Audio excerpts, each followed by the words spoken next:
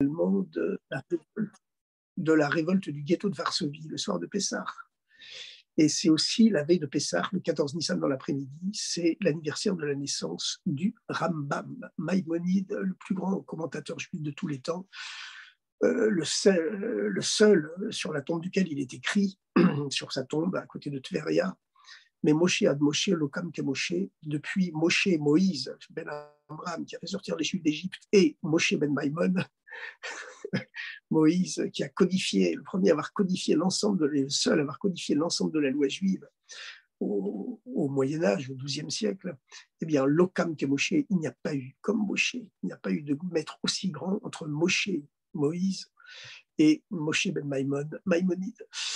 Et Maïmonide, il était né aussi la veille de Pessah, voilà, le 14 Nissan dans l'après-midi.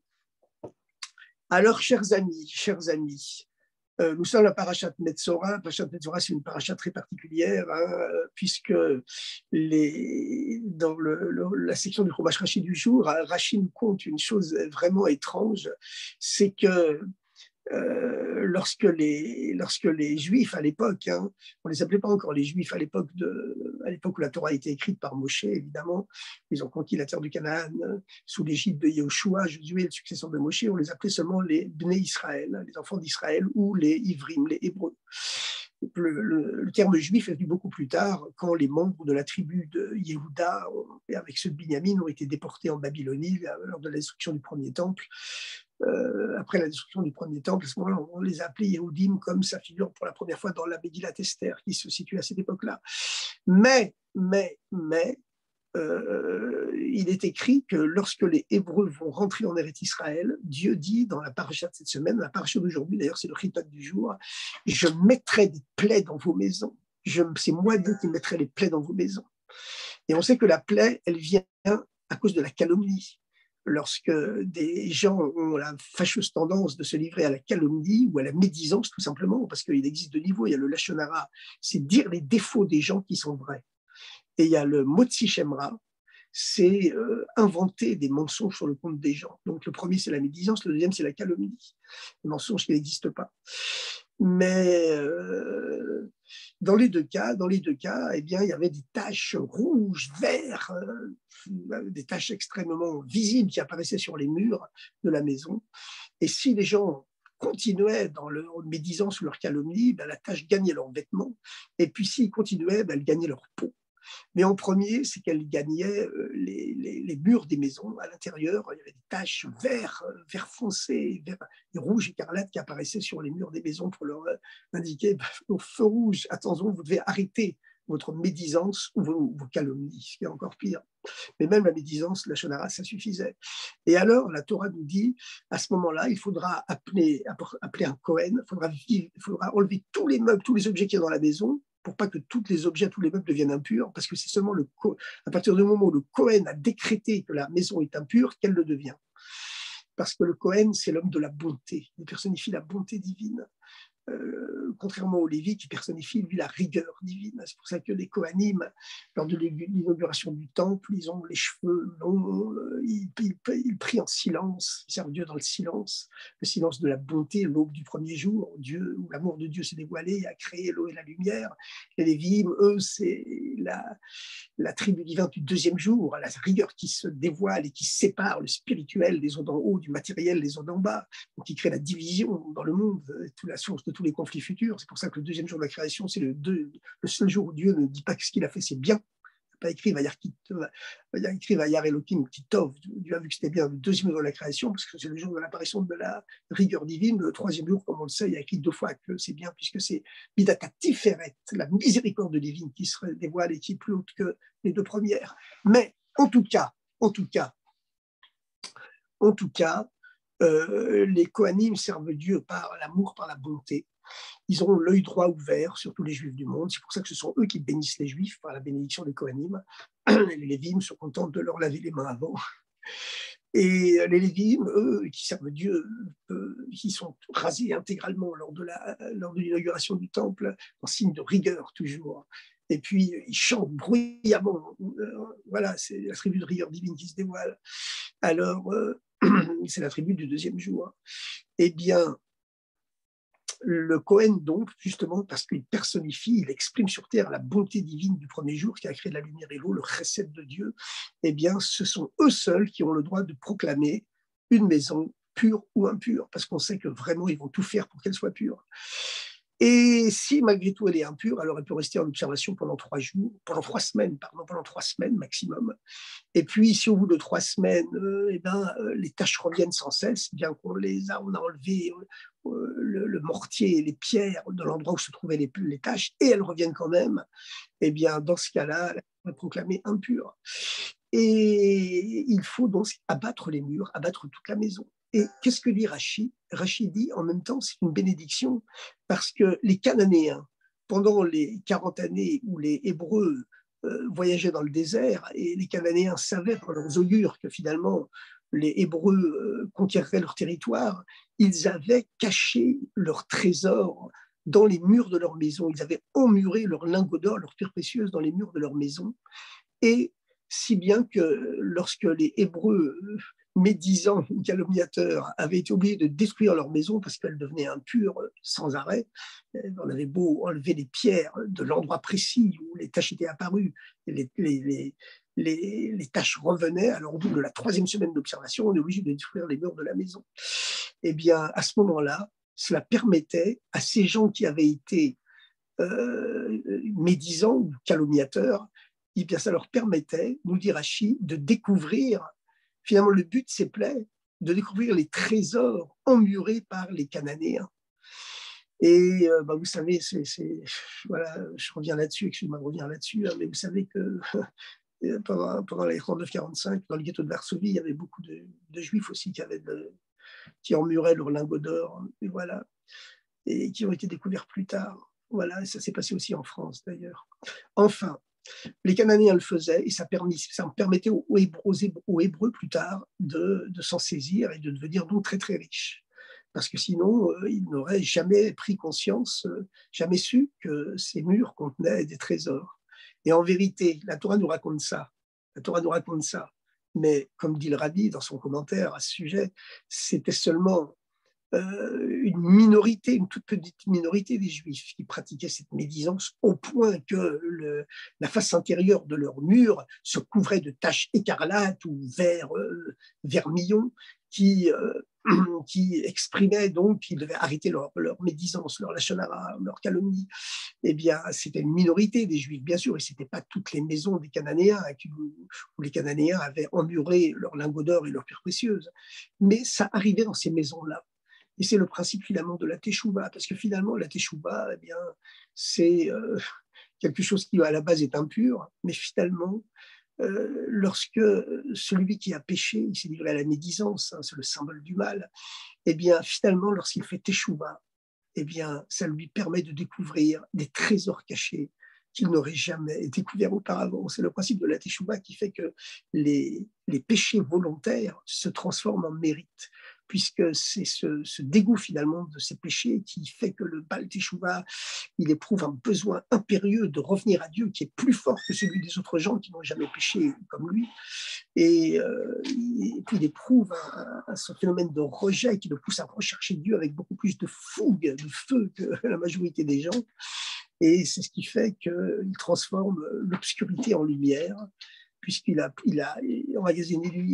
emmagasiné en lui une zone d'obscurité, une quantité d'obscurité que les autres êtres humains, les autres juifs n'ont jamais emmagasiné. Et lui, lorsque vraiment il fait teshuva, il abat les murs qui le séparent de Dieu, eh bien, se dévoilent les trésors et les diamants, les pierres précieuses qui étaient cachés dans ces murs, hein, qui le séparaient de Dieu jusque-là. Et c'est pourquoi le Baal Tshuva, il est plus haut encore que les justes qui n'ont jamais péché, comme il est écrit que là où les Baal Tshuva se tiennent, eh bien, les tzadikim parfaits ne peuvent même pas se tenir, ne peuvent pas avoir accès à ce niveau-là, sauf si eux-mêmes rapprochent beaucoup de juifs à la Torah et font beaucoup de Baal Tshuva. À ce moment-là, ils héritent de ces fameuses lumières du monde de Tohu, qui sont des lumières trop hautes pour s'incarner dans des réceptacles. Et le Baal Tshuva, lui, il a réussi à incarner dans le monde ces lumières de Tohu, et celui qui ramène beaucoup de juifs à la Torah et qui et donc il fait beaucoup de Baalei Tchouva, entre guillemets, eh bien, ça lui permet d'hériter à son tour de ces lumières de Tohu que les Baalei Tchouva lui apportent. Alors, c'est le principe de ces tâches qui viennent de la médisance volontaire, de la calomnie volontaire, et puis finalement, ça oblige le juif à abattre les murs de sa maison, et curieusement, il est récompensé de sa calomnie, puisque grâce à cela, eh bien, il est purifié, et puis évidemment, il faut qu'il fasse teshuva, hein, évidemment, qu'il revienne à Dieu, qu'il demande pardon et qu'il regrette ce qu'il a fait. Mais surtout, ce que le rabbi demande à notre époque, c'est teshuva ilaha. Teshuva, ça ne veut pas dire le repentir, hein, ça veut dire le retour, le retour supérieur, c'est-à-dire le retour dans la joie et dans le bonheur. La différence entre tchouva tata, la tchouva, le retour inférieur, et tchouva ila, le retour supérieur, c'est que la tchouva tata, le retour inférieur, c'est le bilan spirituel, regretter ce qu'on a fait. Et comme le rabbi l'a dit un jour à la veille de Yom Kippour, le dernier Yom Kippour d'ailleurs, dans lequel il s'exprimait, c'est qu'à notre époque, tchouva tata, la tchouva inférieure, la tchouva du regret, du repentir, tous les juifs du monde l'ont déjà fait. Maintenant, le travail spirituel que Dieu attend de nous, c'est la tchouva ila, le retour supérieur, c'est-à-dire le retour par la joie et dans la joie et pour la joie. Alors, on va dire quelques mots sur la fête de Pessah. Évidemment, la fête de Pessah est quelque chose de très spécial. Lorsqu'on va à la synagogue le premier soir de Pessah, on doit se rappeler, nous disent nos maîtres, que c'est le soir le plus joyeux de l'année. Et la fête de Pessah, c'est la fête de la liberté, c'est l'anniversaire de la naissance du peuple juif, c'est notre anniversaire à nous tous les juifs du monde, c'est l'anniversaire de notre naissance ce jour-là, c'est pour ça que notre mazal est dominant ce jour-là, notre mazal gouverne le monde ce jour-là. Et voilà, comme on le voit quelquefois dans l'histoire. Et puis, et ce mazal nous permet de sortir de cette Égypte intérieure et de prendre des forces pour sortir toute l'année de cette Égypte intérieure et d'être vraiment des êtres humains libres. Il n'est de liberté véritable que chez celui qui s'adonne à la Torah, qui est Osek Batorah, et comme le rabbi le précise, être Osek Batorah, ça ne veut pas dire étudier la Torah quand on a le temps, mais être Osek Batorah, ça veut dire être passionné par la Torah, comme un Baal Essek, c'est-à-dire un businessman qui pense qu'à son business du matin au soir. Quand il se lève le matin, il pense à son business, il court ouvrir le magasin ou les bureaux avant que les employés ne viennent, et puis le soir, il y pense sans arrêt, et puis la nuit, donc il va en rêver, et puis quand sa femme et ses enfants lui posent des questions, il est préoccupé quand même toujours par son business. Comme ça, un juif doit être pour la Torah. La Torah, ça doit être notre business, à condition, bien sûr, de la transmettre aux autres. Parce que comment peut-on intérioriser vraiment la Torah à tel point que ses sources deviennent les nôtres? C'est seulement lorsqu'on les transmet à l'extérieur. Comme il est écrit, c'est la fameuse réponse du Mashiach au Baal Shem Tov, quand le Baal Shem Tov va demander au Mashiach « Ei matai ka'atimbar » alors le Baal Shem Tov s'est élevé dans les mondes célestes et a rencontré le Mashiach, comme il le raconte dans cette fameuse lettre qu'il a envoyée à son beau-frère qui dirigeait une yeshiva kabbaliste à Jérusalem. Et il a raconté tout en détail dans cette lettre qui figure en préface à un livre qu'on trouve dans toutes les bonnes librairies aujourd'hui, le Keter Shem Tov, la couronne du bon nom. Il raconte tout en détail, tout ce qu'il voit dans les mondes supérieurs, une joie indescriptible, comme il n'a jamais imaginé qu'une telle joie pouvait être possible chez les milliers d'âmes qui l'accueillent. Le Baal Shem Tov croit même qu'il a quitté ce monde définitivement, et les âmes viennent le réconforter en lui disant pas du tout, tu es ici pour prendre des forces, pour les distribuer en bas. Et il s'élève jusqu'à ce qu'il se trouve en présence du Mashiach. Et il demande évidemment, il pose au Mashiach la question qu'on lui poserait tous, si on se trouvait en sa présence. Ei matai ka'atimar, quand viendras-tu, maître? Et la fameuse réponse du Mashiach, l'irshia futsu, lorsque jailliront, maïnotecha, tes sources, chutza, à l'extérieur. À ce moment-là, je viendrai. L'irshia futsu maïnotecha, lorsque elles jailliront tes sources à toi. Ça veut dire comment les sources de la Torah peuvent-elles t'appartenir, devenir tiennes, être intériorisées en toi au point qu'elles deviennent tiennes? C'est seulement lorsqu'elles sont chutza, à l'extérieur. À ce moment-là, alors tu pourras les ressentir vraiment profondément à l'intérieur de toi.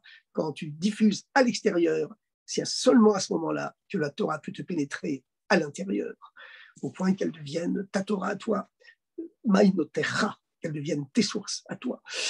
Alors, chers amis, c'est pourquoi c'est très très important cette veille de Pessah d'aller distribuer, donner à tous les juifs que l'on connaît, la matzah shchoura, la matzah faite à la main, de veiller à ce que tous les juifs qu'on connaît, et même ceux qu'on ne connaît pas, soient aient fait la vente du Hametz.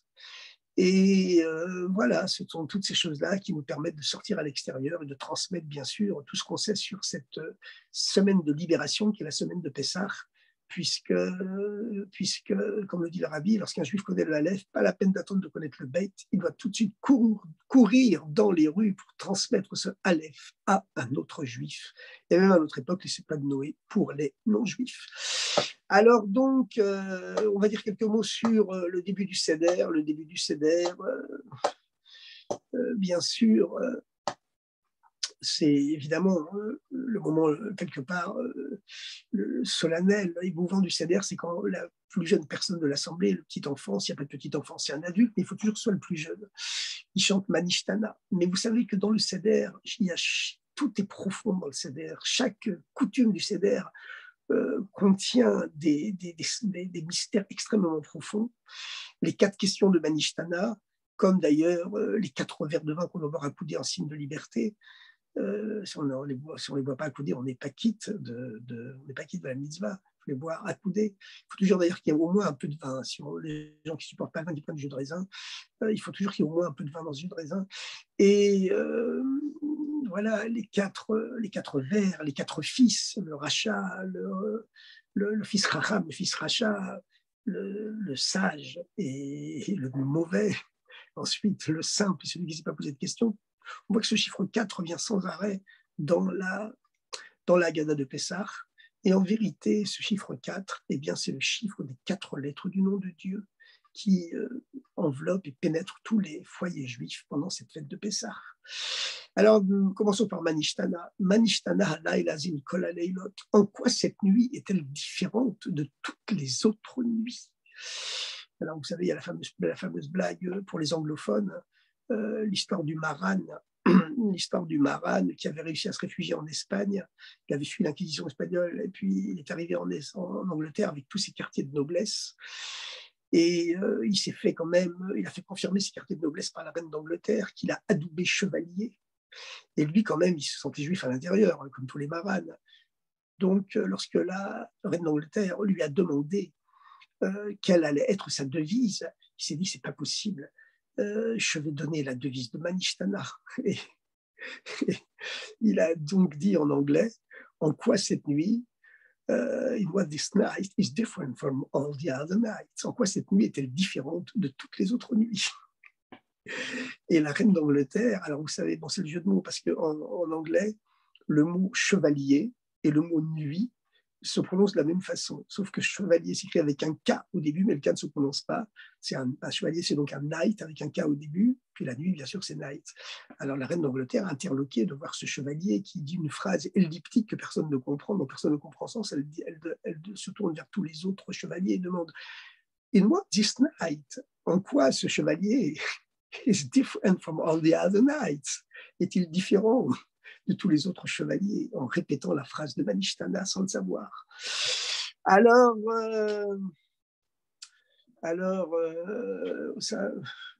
il y a toute une longue histoire de ces juifs réfugiés en Angleterre qui ont culminé avec le grand homme politique anglais Benjamin Disraeli, dont les parents s'étaient convertis au christianisme à la fin du 19e siècle. Donc lui, il avait été converti quand il avait 3 ans ou 2-3 ans. Mais il n'avait jamais voulu changer son nom. Il s'était toujours appelé Disraeli. Et le jour où il est devenu Premier ministre, car il a fini par devenir Premier ministre avec son nom Disraeli, il est devenu le Premier ministre, on l'appelait aussi Lord Beaconsfield. Il est devenu le Premier ministre le plus célèbre de la fin du 19e siècle en Angleterre. C'est lui-même qui a instauré le suffrage universel en Angleterre, qui jusque-là n'était que censitaire, avec les gens riches qui avaient le droit de voter, et c'est lui qui a instauré le suffrage universel. Ça, c'est l'esprit juif, l'universalisme juif.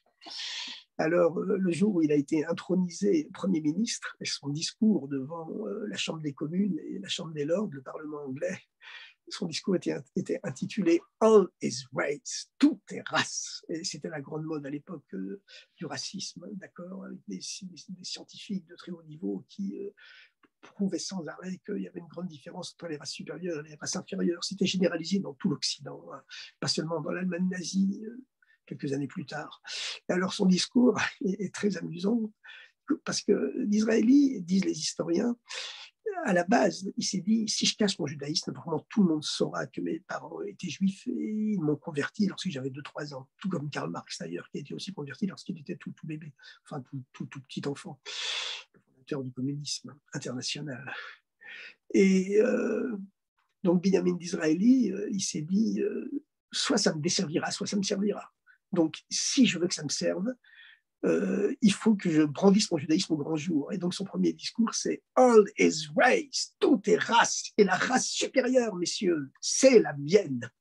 Car je descends de la race supérieure des Hébreux, qui à l'époque où vos ancêtres étaient encore en train de se taper le torse avec leurs poings dans leur peau de bête dans les cavernes, les miens avaient déjà conçu tout le système juridique et moral qui est devenu le vôtre aujourd'hui, après des milliers d'années. Voilà, c'était son fameux discours d'intronisation. Alors, pourquoi je vous parle de ça? Parce que je vous parle des Maranes, ces juifs qui avaient énormément souffert. Hein. Il y en a des milliers qui ont été brûlés par l'Inquisition espagnole. Et il y en a qui ont réussi à se réfugier, soit dans le monde arabo-musulman, soit en Italie, soit à Venise, soit dans la République de Venise, soit en Angleterre, qui, lors de la Révolution de Cromwell, ce puritain anglais, à l'époque où les Anglais ont créé la démocratie, ont décapité le roi en 1650 avec près de 150 ans d'avance sur la France. Ils ont créé la première république de l'histoire européenne. C'était uniquement fondé sur leur retour à la Bible. Comme et tous leurs arguments au Parlement, c'était sans arrêt des arguments bibliques, comme le fait que les Lévim avaient le droit, tous les soldats de l'armée du roi David avaient le droit de commenter la Torah comme ils voulaient, donc c'était l'égalité des hommes qu'ils voulaient, biblique, qu'ils voulaient restaurer dans l'Angleterre presque contemporaine. Donc, comme vous le trouverez bien expliqué dans un de mes derniers ouvrages, Et Dieu créa la laïcité, publié chez l'Harmattan, il y a déjà un peu plus d'1 an.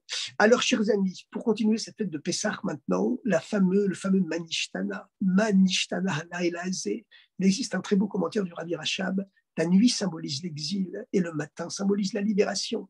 Donc, plus profondément, Manishtana Lailazé Mikol Alelot, en quoi cette nuit est-elle différente de toutes les autres nuits, signifie plus profondément en quoi cet exil, qui est le dernier de tous les exils, parce qu'il y a 4 exils dans l'histoire juive, 4 exils qui auront emprisonné successivement les 4 lettres du nom d'Hachem, le Yud, le He, le Vav et le He.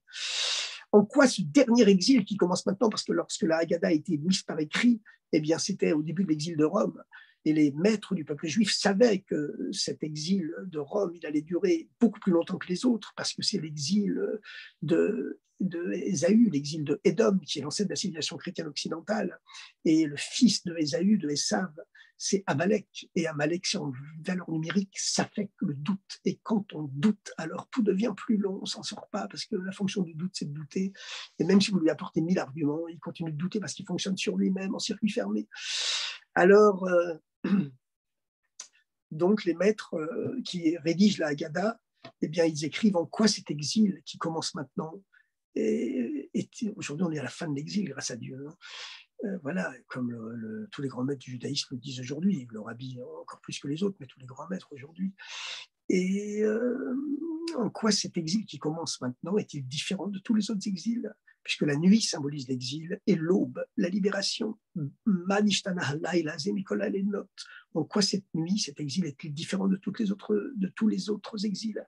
Et curieusement, lorsqu'on parle de Manishtana, on parle des 4 questions. Mais en vérité, ce sont 4 réponses. Ce sont 4 réponses, puisque la première réponse, selon les Sidurim, selon les coutumes, on va prendre la plus connue. La première réponse, la plus connue, c'est toutes les autres nuits, on mange soit du chametz, soit de la matzah. Cette nuit, seulement de la matzah. Mais on sait que le chametz qui se gonfle, c'est le levain qui se gonfle, symbolise l'ego. L'ego, la source de tous les égoïsmes et la source de tous les défauts. Cet ego qui crée l'orgueil, qui est la source de tous les péchés, finalement, de toutes les fautes, qui rend l'être humain plein de soi au point que ni Dieu et ni les autres humains ne peuvent prendre de place en lui. Alors,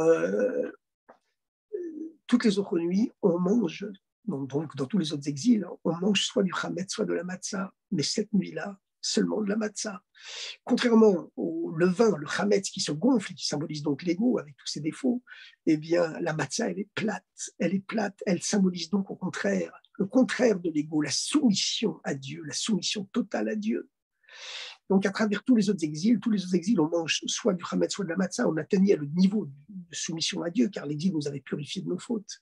Mais en même temps, on gardait du chametz en nous. Toutes les autres nuits, tous les autres exils, on mange soit du chametz, soit de la matzah. On en sortait avec de la matzah, bien sûr, le niveau spirituel symbolisé par la matzah, la soumission à Dieu, mais aussi beaucoup de chametz, ou même un tout petit peu de chametz. Mais vous savez, le chametz, c'est pas comme les règles de la cache-route dans les autres jours de l'année, où si la partie impure, la partie non cachère, est inférieure au volume de 1/60, elle est décrétée annulée et le mélange reste cachère. L'ego, c'est pas ça. 1/10000000, eh bien, paf, tout devient pas cachère. 1/10000000 de chametz. Dans la soupe de Pessah, ça y est, toute la soupe devient pas cachère. Pas cachère les Pessah. Alors donc, comme on gardait un peu d'ego en nous, puisque toutes les autres nuits, on mange soit du chametz, soit de la matzah, on atteignait le niveau spirituel de la matzah, mais on gardait quand même cet ego en nous, ce niveau du chametz, ça nous obligeait à retomber dans un autre exil. À laïla zekulo matzah, cette nuit-ci, la nuit du Seder de Pessah, on ne mange que de la matzah. La nuit qui symbolise l'exil, encore une fois, à travers ce dernier exil, nous atteindrons le niveau où nous serons complètement soumis, annulés et donc unifiés à Dieu. Kulo matzah. Et d'ailleurs, le mot chametz et le mot matzah se composent des mêmes lettres. Chametz, même tzadik, et chet au début, et matzah, même tzadik, et le he à la fin. La seule différence, c'est que dans chametz, il y a un chet, et dans matzah, il y a un he. Et bien sûr, le chet et le he sont deux consonnes, deux lettres quasiment identiques sur le plan du graphisme. Elles ont quasiment la même forme. Elles sont toutes les deux ouvertes sur le bas, mais dans le he, il y a quand même un petit orifice en haut à gauche qui permet de s'échapper de ce qui est bas, s'échapper à ce qui est le contraire de la hauteur, donc le mal. Le chet, le péché. Le péché, le chet, lui, il est fermé sur tout ce qui est haut, il n'est ouvert que sur ce qui est bas. Voilà. Malheureusement, il y a des gens comme ça, mais le chet se transforme en he grâce à cette cure de matzah. Et on mange de la matzah pendant 8 jours, parce que 7 jours en Eretz Israël et 8 jours en diaspora, parce qu'il faut toujours un jour de plus pour purifier l'atmosphère de la diaspora qui est beaucoup moins pure que celle de Eretz Israël. C'est pour ça que spirituellement, on rajoute toujours un jour de fête en plus en diaspora, et bien parce que l'air est impur, il faut donc un jour de plus pour le purifier, au début et à la fin de la fête. Et donc deux soirs de Seder pour la diaspora, comme, voilà, sauf pour Rosh Hashanah, bien sûr, qui est 48 heures également en Eretz Israël, un long jour de 48 heures. Mais, lorsqu'on a fini ce cycle, eh bien, on est purifié de ce chametz qui est en nous, ça nous donne la force toute l'année de continuer à sortir d'Égypte. Ensuite, la deuxième question-réponse, toutes les autres nuits, on ne trempe pas, sous-entendu, les aliments avant de les manger. Même une seule fois. Cette nuit, on trempe 2 fois. Qu'est-ce qu'on trempe 2 fois? On trempe d'abord le karpas, le céleri dans le salé, tout au début du seder. Et ensuite, juste avant de passer à table, à la fin de la récitation de la plus grande partie de la Haggadah, donc la plus grande partie du Seder, on trempe de nouveau, cette fois-ci, le maror et la matzah dans la chaoset, la purée de fruits. Et puis qui est la couleur de la brique pour rappeler les souffrances de nos ancêtres en Égypte qui passaient leur temps aux travaux forcés à fabriquer des briques pour le pharaon. Et lorsqu'il n'y avait pas assez de briques à la fin de leur exil, se passaient des scènes atroces dont on pourrait penser vraiment que ce sont des légendes, parce que des choses pareilles n'ont pas pu exister. S'il n'y avait pas eu ce qui s'est passé au siècle dernier, au milieu du siècle dernier, on pourrait que ce n'est pas possible. Mais les Midrashim nous racontent que lorsque les Juifs, les Hébreux de l'époque n'apportaient pas assez de briques pour construire les villes fortes, les forteresses du Pharaon, eh bien on emmurait des enfants vivants à la place pour que leur sang serve et leur chair serve de mortier. Comme il y a quelques dizaines d'années, Hayolotier, ça ne sera plus comme on dit. On utilisait, c'est un rescapé des Sonderkommando, les commandos spéciaux de Schwyz, qui travaillait dans les chambres à gaz, qui me l'a raconté. On prenait, les Allemands prenaient précisément la chair des bébés pour en faire du savon, pas des adultes, mais des bébés, parce qu'elle était plus pure. Enfin, chers amis, heureusement qu'aujourd'hui, bon, finalement, il y a cette dimension messianique à notre époque qui s'est dévoilée avec le Rabbi et qui protège miraculeusement tous les juifs du monde et qui fait que, voilà, tout ce qui s'est passé avant, il faut savoir qu'aujourd'hui, il ne faut pas être en retard d'une guerre. On vit à une époque qui est complètement différente, grâce à Dieu. Il y a déjà cette dimension messianique qui s'est dévoilée dans le monde avec le retour du peuple juif sur la terre d'Israël, la restauration d'une souveraineté juive sur la terre d'Israël, même si elle n'est pas encore tout à fait parfaite. Et puis le fait qu'aujourd'hui, tous les juifs du monde, pour la première fois dans l'histoire, sont libres de pratiquer le judaïsme librement partout où ils sont. Bon, nous, on trouve ça normal aujourd'hui, mais il faut voir une chose, c'est que depuis 2000 ans, il a fallu attendre la génération du Rabbi, comme le Rabbi l'a dit lorsqu'il est devenu le Rabbi. D'ailleurs, bien sûr, hein, ce Shabbat, c'est le Shabbat qui bénit l'anniversaire du Rabbi, donc chacun doit faire l'effort de monter à la Torah, parce que c'est le Shabbat qui bénit l'anniversaire du Rabbi. Et lorsque le Rabbi est devenu Rabbi, il a dit, comme Moshe était le 7e maître depuis Abraham, et c'est pour ça qu'il a pu faire redescendre Dieu dans le monde matériel et libérer matériellement les Juifs. Le Rabbi a dit, comme notre génération à nous, on est les 7e depuis le début de la Chassidoute, eh bien, la Chassidoute Chabad, eh bien, Dieu à notre époque est redescendu dans le matériel, et ça s'est accompli, comme le Rabbi l'avait dit, et tous les Juifs du monde ont été libérés matériellement. Alors, il y a évidemment nos frères en Ukraine qui souffrent encore aujourd'hui. Et puis, évidemment, il y a toujours beaucoup de souffrances individuelles, malheureusement, hein, mais d'une façon collective, c'est vrai qu'il y a cette dimension messianique qui s'est dévoilée dans le peuple juif à notre époque. Voilà. Et il faut bien sûr qu'elle s'intensifie, et ça dépend aussi de nous, bien sûr, pour participer à cette libération collective qui est en même temps, hein, une libération individuelle que chacun doit effectuer en soi-même, par rapport à Dieu, par rapport à son environnement, ses enfants, sa femme, ses amis, tous les juifs du monde, et même l'humanité entière. Alors, oui, puisque le Rabbi a été le premier à lancer cette fameuse campagne des 7 lois de Noé, qu'aucun maître n'a pu lancer dans les 2000 ans d'exil, qui arrive à leur fin aujourd'hui. Et comme le Rabbi s'en est expliqué une fois, pourquoi je suis le premier qui lance cette campagne d'influencer tous les non-juifs du monde de pratiquer les 7 lois de Noé? Pourquoi je suis le premier? Pourquoi personne ne l'a fait avant moi? Bon, c'est parce qu'une dimension messianique s'est dévoilée à son époque, à travers lui, bien sûr. Mais c'est tout simplement parce qu'avant, c'était impossible. Les Juifs étaient traqués, pourchassés, persécutés. C'était impossible pour eux d'essayer d'influencer les non-Juifs. C'est seulement à notre époque que c'est devenu possible, et donc que ça redevient obligatoire, puisque la loi juive, codifiée par Maïmonide, le Rambam, dit qu'effectivement, les Juifs, dès qu'ils le peuvent, ont l'obligation de transmettre autour d'eux ces 7 lois de Noé pour préparer le monde à l'avènement messianique, à l'avènement du Mashiach.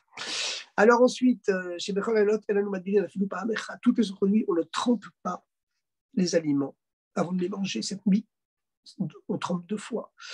Le karpas servi dans le salé, et à la fin du seder, au début du repas, le maror et la matzah dans la chaoset, la purée de fruits.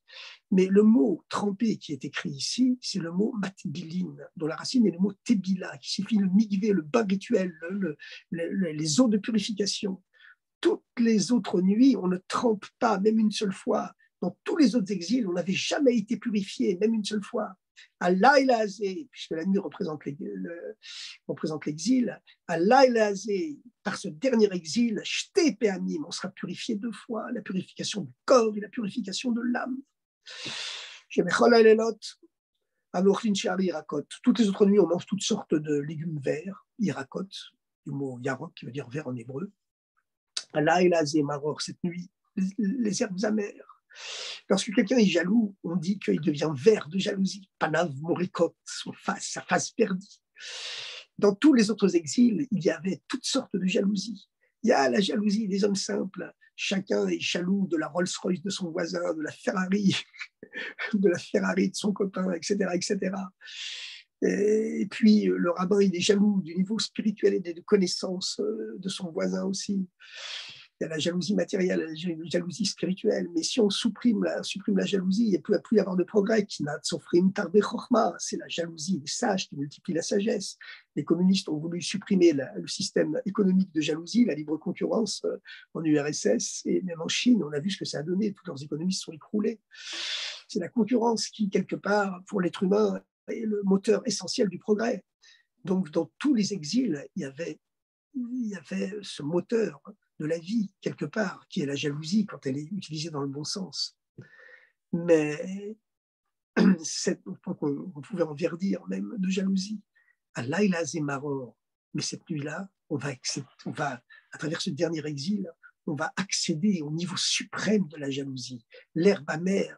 Parce que lorsque la vérité de Dieu et de la Torah va se dévoiler dans le monde, elle va tellement nous éblouir, le monde entier sera tellement ébloui que tout le monde à ce moment-là accédera au niveau suprême de la jalousie, au point qu'on sera amer, sera l'herbe amère. On brûlera de jalousie pour le niveau spirituel de son prochain, en regrettant de ne pas l'avoir acquis pendant les derniers temps de l'exil. Et enfin, la dernière question, réponse, c'est Bechol Alelot, à nous. Toutes les autres nuits, on soit assis, soit accoudé. Alors, la mode des princes, des nobles dans l'Antiquité, c'était de manger accoudé, bien sûr, à moitié allongé sur les sofas. C'est ainsi qu'on célébrait le Seder à l'époque. Mais les gens pauvres, les gens du peuple, eux, non, ils ne pouvaient pas manger accoudé. Hein. Ils avaient des petites chaises, ils étaient obligés de manger assis. Dans ce dernier exil, nous serons tous accoudés. Le fait d'être accoudé, c'est le signe de la liberté totale. Et le fait d'être obligé de rester assis parce qu'on n'a pas la possibilité de s'accouder, eh bien, c'est qu'on est encore coincé, on est encore coincé dans son Égypte intérieure. Dans tous les autres exils, on atteignait un niveau de liberté, certes, on était libéré. On a été libéré de l'exil d'Égypte, on a été libéré de l'exil de Babylone, quand les Hébreux ont reçu la bénédiction du roi Koresh pour construire, le roi Cyrus, pour construire le deuxième temple. On a été libéré de l'exil des Grecs à Hanouka grâce à la révolte victorieuse des Maccabim. Mais malgré tout, on restait quand même coincé. C'était seulement une liberté partielle, pas totale. On était en même temps assis, pas uniquement accoudés. À travers ce dernier exil, nous atteindrons le niveau où on sera tous complètement accoudés. Parce qu'il y aura la liberté totale qui résultera du dévoilement de l'essence, du plaisir, du dévoilement du plaisir de l'essence de Dieu dans la matière. Alors, encore une petite explication sur Manishtana. Alors, il y a ce fameux passage qui nous dit que tout celui qui s'allonge pour commenter la Haggadah, la nuit de Pessah, il est Meshubach, il est digne de louange. Et la Haggadah, on branche tout de suite sur cette fameuse histoire, Maaseh de Rabbi Akiva, Rabbi Tarfon, etc., tous ces grands maîtres qui ont prolongé leur sortie d'Égypte toute la nuit, au point qu'ils ne s'étaient même pas rendus compte que l'exil s'était terminé, que l'aube s'était levée et qu'ils allaient rater l'heure de Kriyat Shema du matin. Vous savez qu'il y a une limite à l'heure de Shema du matin, on l'a récité au plus tard dans le premier tiers de la journée, au point que leurs élèves sont venus leur dire « Maître, l'heure du Shema est arrivée !» Et le rabbi explique plus profondément que pourquoi ces maîtres ont-ils faire durer leur sortie d'Égypte toute la nuit, ont-ils célébré ainsi le Seder de Pessah toute la nuit. Le terme qui est employé dans la Haggadah, c'est Shehayu Mesaprim Beyetziat Mitzrayim. Ils racontaient, ils comptaient, ils étaient Mesaprim Beyetziat Mitzrayim Kol Oto Halayla, toute cette nuit-là. Mais le terme Mesaprim raconté qui était choisi soigneusement par les maîtres qui ont rédigé la Haggadah, c'est la racine de ce mot Mesaprim, c'est le mot saphir, la fameuse pierre précieuse dans laquelle a été sculptée les tables de la loi, un grand bloc de saphir dans lequel a été sculptée les tables de la loi. Et d'ailleurs, les chutes, parce qu'elles n'étaient pas du tout arrondies en haut, elles étaient complètement carrées, cubiques, et bien, les chutes qui sont résultées, elles ont été pour Moshe Rabbeinu, qui est devenu du coup l'homme le plus riche du monde, avec ces énormes quantités de saphir qui provenaient du sculptage des tables. Et Dieu lui a dit, Psol lecha, garde les psolettes, les déchets pour toi, les chutes des tables pour toi. C'est-à-dire que celui qui se dévoue pour les autres, quelque part, il est toujours récompensé quand même. Eh bien, pas seulement par la fortune spirituelle, mais aussi par la fortune matérielle. Alors, donc, plus profondément, ce terme, Shiayu, mais ça prime Betsiat Mitzrayim Kolotoa Laila, il faisait briller leur sortie d'Égypte comme une pierre précieuse, comme la pierre précieuse du saphir, qui est la pierre précieuse par excellence dans laquelle sont sculptées les tables de la loi. Eh bien, et malgré tout, ils n'arrivaient pas à sortir de leur Égypte intérieure. Et ils avaient beau s'acharner toute la nuit, mais ils n'arrivaient pas à se libérer complètement du Hametz qu'il y avait en eux, jusqu'à ce que viennent leurs élèves qui leur disent « Maître, nous vous apportons le matin, nous vous apportons l'aube, nous vous apportons la lumière, nous apportons le jour, l'heure du schéma du matin est arrivée. » Ce sont leurs élèves qui sont venus leur apporter le jour qui symbolise la libération. Et c'est ça le grand enseignement. C'est que quand un juif ou n'importe quel être humain, les Havdil, reste préoccupé uniquement de sa seule sortie d'Égypte à lui, il peut se battre jusqu'au plus haut que l'aube, il n'arrivera jamais à sortir complètement de son Égypte intérieure. La seule solution, c'est de faire des élèves, de transmettre le judaïsme autour de nous. Et le jour où on essaiera de sortir de cette Égypte intérieure, même si on est à un très haut niveau, on voit qu'on n'y arrive pas, ce seront nos élèves qui viendront nous dire « Maître, le schéma du matin est arrivé, le jour est arrivé, et le jour qui symbolise la libération. » Donc voilà, c'est ça le judaïsme que nous a légué le Rabbi, hein. Ces concepts profonds qui sont contenus dans la Haggadah, ce sont les maîtres de la Haggadah qui l'ont rédigé il y a plus de 2000 ans. Ce n'est pas le Rabbi qui l'a écrit, la Haggadah, mais le Rabbi nous fait comprendre le sens profond de cette Haggadah. Voilà, jusqu'à Maaseh Rabbi Eliezer ben Azaria. Rabbi Eliezer ben Azaria, qui avait été nommé Nassi, président du Grand Sanhédrin, à l'âge de 18 ans, c'est le passage suivant dans la Haggadah, et qui se plaint qu'il n'a pas réussi à convaincre le Sanhédrin de réciter le troisième paragraphe du schéma la nuit. Auparavant, on ne le récitait que le jour, parce que c'est la mitzvah des tzitzit, et les tzitzit, elles ne sont obligatoires vraiment que le jour. Bon, évidemment, aujourd'hui, tous les juifs pieux, ils gardent des tzitzit la nuit, évidemment. Mais la loi stricte, c'était uniquement le jour. Et Rabbi Eliezer ben Azaria, donc, essayait de convaincre son auditoire, les grands maîtres, les 70 grands maîtres du tribunal rabbinique de Jérusalem, le Grand Sanhédrin, qu'il fallait rajouter la troisième paragraphe du schéma le soir, il n'y arrivait pas. Et jusqu'à ce que Benzoma, lui, arrive à convaincre tout le monde. Alors, il se plaint, Rabbi Eliezer ben Azaria, parce qu'il n'avait que 18 ans. Il n'avait que 18 ans, il avait été nommé Rosh Sanhédrin, président du Grand Sanhédrin de Jérusalem. Donc, ça ne faisait pas sérieux qu'un jeune homme de 18 ans, avec cette toute petite barbe toute noire, et ce soit lui le président devant 70 grands maîtres avec leur grande barbe blanche. Voilà, leur grande barbe blanche qui leur tombait jusqu'au nombril. Et parce qu'à l'époque, on ne la roulait pas. Eh bien, ça ne faisait pas sérieux. Donc, il y a eu un miracle, nous raconte la Gemara, le Talmud, c'est qu'il y a eu 18 rangées de poils blancs qui l'ont poussé en une seule nuit. Le matin, sa barbe était devenue toute blanche. Il ressemblait à quelqu'un de 70 ans.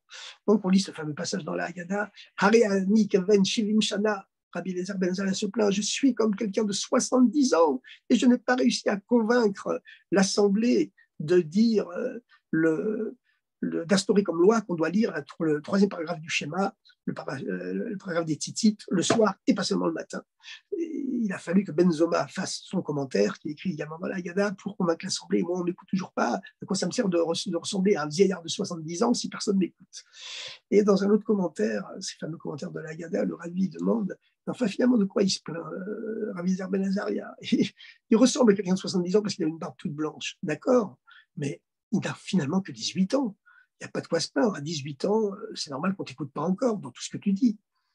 Et le Rabbi répond qu'en réalité, Rabbi Eliezer ben Azaria faisait partie de ces grands tzadikim, ces grands maîtres spirituels qui ont la capacité de se souvenir de leur vie antérieure. Et il se souvenait que dans une vie antérieure, il avait été l'âme du prophète Shmuel, qui avait quitté ce monde à l'âge de 52 ans. 52, c'est aussi la valeur numérique d'un des noms de Dieu. Shemban. Et donc, les 18 ans de cette incarnation-là, plus les 52 ans de la dernière, ça lui faisait 70 ans. Et c'est de ça qu'il se plaint.